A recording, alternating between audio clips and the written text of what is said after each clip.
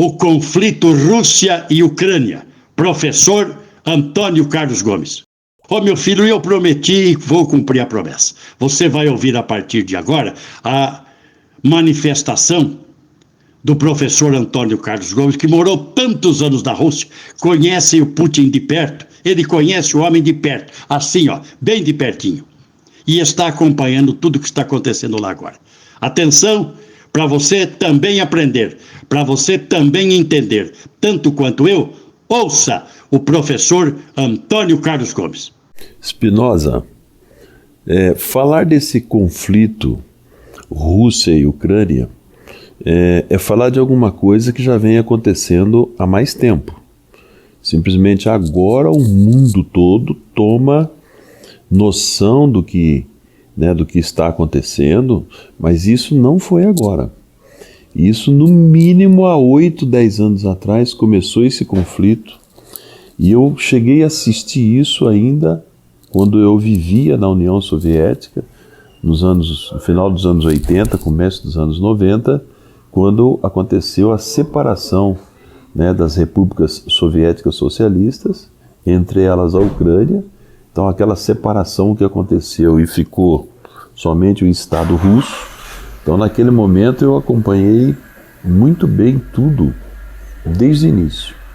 E ali houve um acerto, uma parceria feita quando houve a separação da Ucrânia, que era um Estado, uma república russa. Houve um acerto que aquela região da Crimeia era uma região que seria gerido pelos dois países, porque é uma região muito rica, onde está o petróleo, que é um porto de petróleo dos maiores do mundo.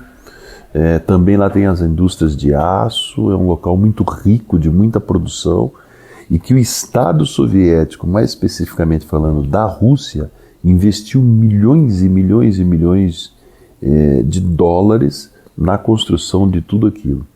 Então aquilo ficou para ser gerido pelas duas partes, Rússia e Ucrânia. E a partir de certo momento, passado alguns anos, a Ucrânia, incentivada pelo centro da Europa, coordenado pela Alemanha, Inglaterra e outros países, eles acabaram que fizeram a cabeça de parte do parlamento ucraniano para que realmente a Crimeia e outras regiões que eles tinham parceria com a Rússia fosse desintegrada da Rússia. Então esses países do centro da Europa sempre incentivaram a Ucrânia para desmanchar essa parceria com a Rússia e serem donos sozinhos disso.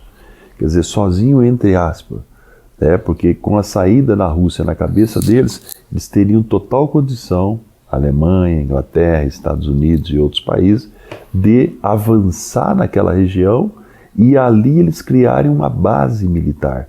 E essa base militar seria criada praticamente no quintal da Rússia.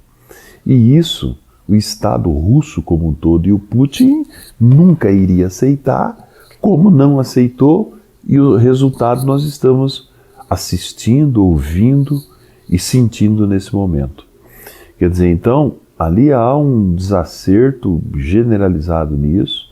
Primeiro, que o Putin sente que essa necessidade, esse querer da Ucrânia estar, por exemplo, fazer parte da OTAN, são os países organizados, a OTAN, e largar a relação que eles têm com a Rússia é uma coisa muito séria para eles, porque eles têm um documento de parceria para gerir algumas coisas ali na Ucrânia em conjunto.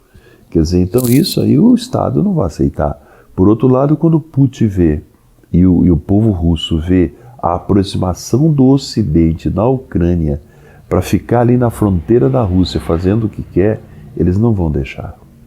Não deixaram. Eles estão sangrando parentes, porque aquilo você precisa entender o seguinte: hoje a gente vê como dois países, Ucrânia e a Rússia. Mas o que precisa ser entendido é que aquilo ali era um Estado da União Soviética. Ou seja, termina a rua, de um lado é Rússia, do outro lado é Ucrânia. Ou seja, eu moro do lado de cá e meus filhos moram do lado de lá.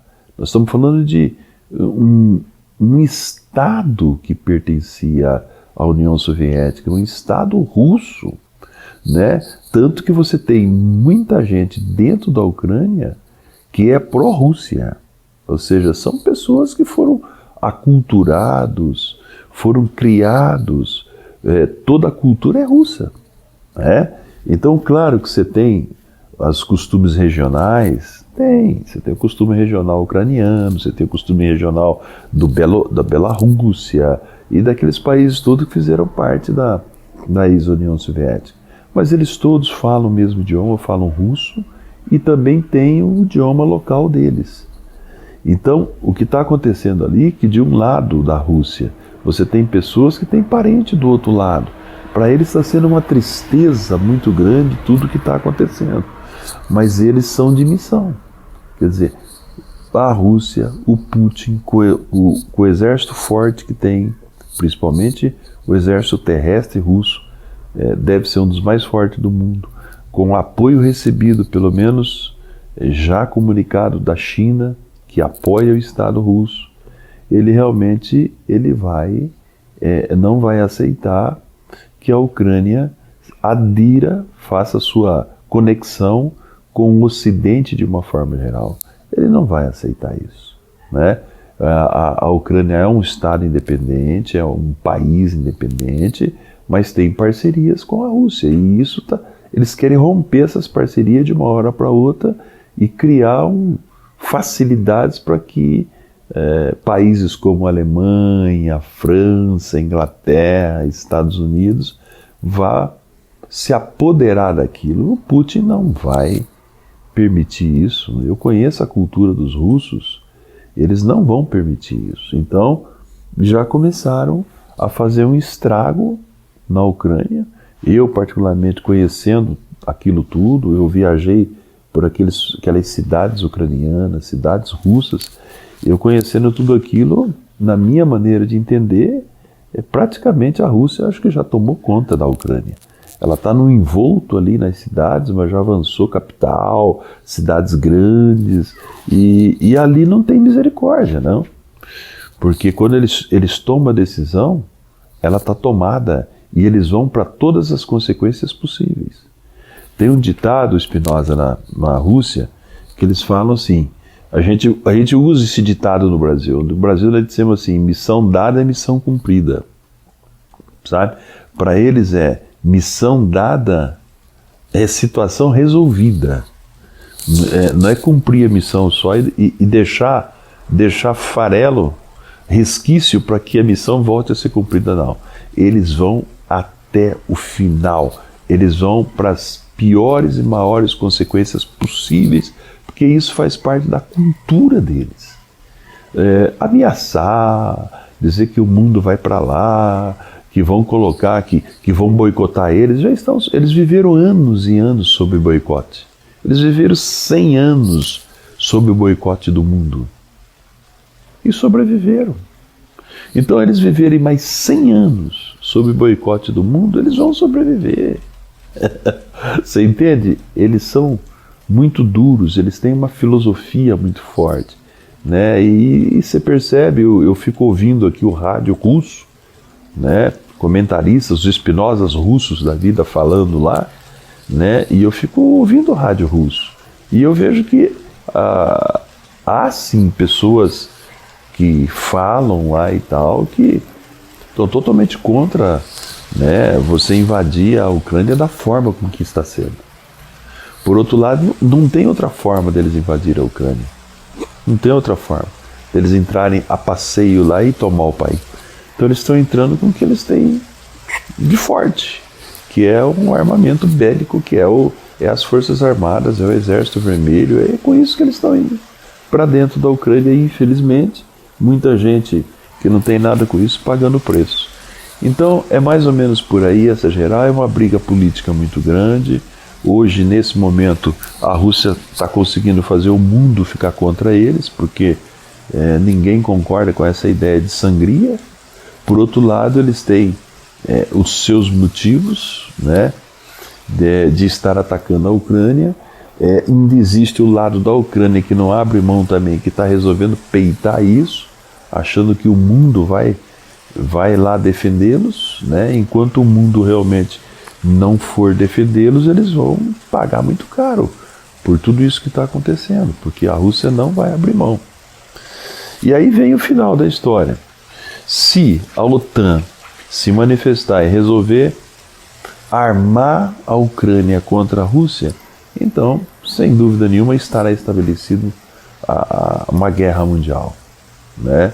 Por outro lado, precisa prestar atenção nesses russos, porque eles devem, nesse momento, já estar infiltrados em todos esses países que têm a intenção de ajudar a Ucrânia. Eles já devem estar infiltrados.